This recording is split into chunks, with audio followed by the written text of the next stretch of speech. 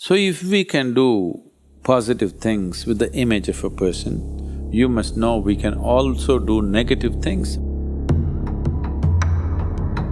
In India, if you go to a black magic artist, he will just ask for a picture.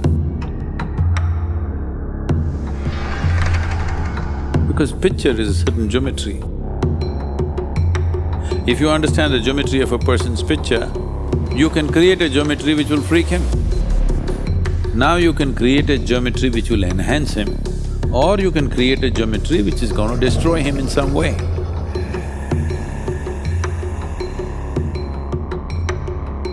So, because of this, those cultures, wherever this is there, people don't want pictures to be taken. People who are in certain types of sadhana, even in India, many sadhus and sannyasis, they don't want that picture to be taken.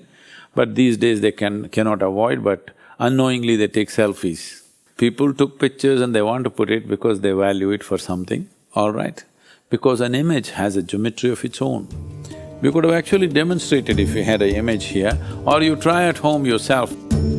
Just for example, I'm saying take a picture of me, a proper photo would be better, not a reprinted photo.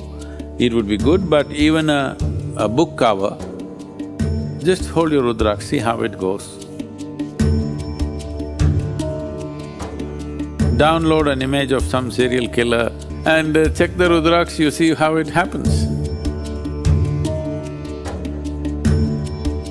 It'll happen very differently. And if you bring certain image, folded, okay? Not my regular picture, there are certain pictures where I'm in a certain state when pictures have been taken. Folded picture, you don't know what is there. You create a few, what do you call them?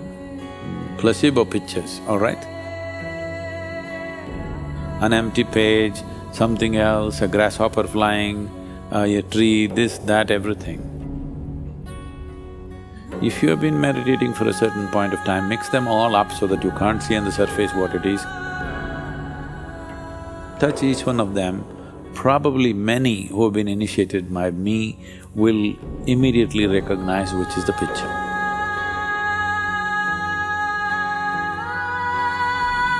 If they're not too confused and what this, that, simply if they touch it, they will know. Because just a two-dimensional or a flat surface of the picture has a geometry and a unique geometry, and it's exuding that. If somebody knows how to read this geometry, he can create geometry either to enhance you or to create trouble for you. Did it originate in Bengal? Did it originate in Kerala? No, I think it survived more in Kerala and Bengal today. In other places, it's gotten a little wiped out. Essentially, what you're talking about is occult. Occult is a certain technology that you can use your energies to create certain impact. But unfortunately, it's gotten very negative press because market was for the negative. So people used it more negatively than positively. It could also be used positively. It's like any other technology, you can either use it positively or negatively. Unfortunately, the negative usage became overwhelmingly larger than the positive usage. So people think occult means it's a negative. No, the usage has become unfortunately negative.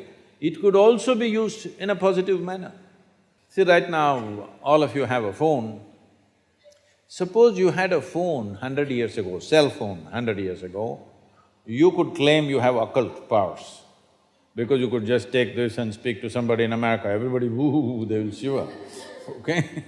Yes or no? So occult is just technology. You could communicate, you could use your energies to communicate with somebody. But as modern technology becomes more and more subtle, the need for occult is receding quite a bit, because so many things that we used to do in occult today can be delivered. You can send a WhatsApp message, you don't have to sit there focusing to send a message to somebody anymore. It took a lot more energy and time to do that. Now, message goes So, messaging business has completely fallen out of occult. Otherwise, occult was mainly used to deliver messages to people in a different way. You have heard of telepathy and not telecommunication, telekinetics and various other things where things were done from a distance. But today all those things are being done by regular technology, so occult or the requirement for occult is withdrawing, the need is just going away. I think Kerala tops in the occult practices even today. Next comes West Bengal. Next, probably some northeastern states have this, but they're very rudimentary occult. Kerala occult is quite sophisticated. You will see a lot of occult in North America, in the North American tribes, but very basic, mainly messaging occult. But now they all have smartphones, so it's all going out. I think Kashmir at one time had a lot of occult. Bengal, Kerala, Northeast, well, some parts of Andhra Pradesh and Orissa, but now market is done.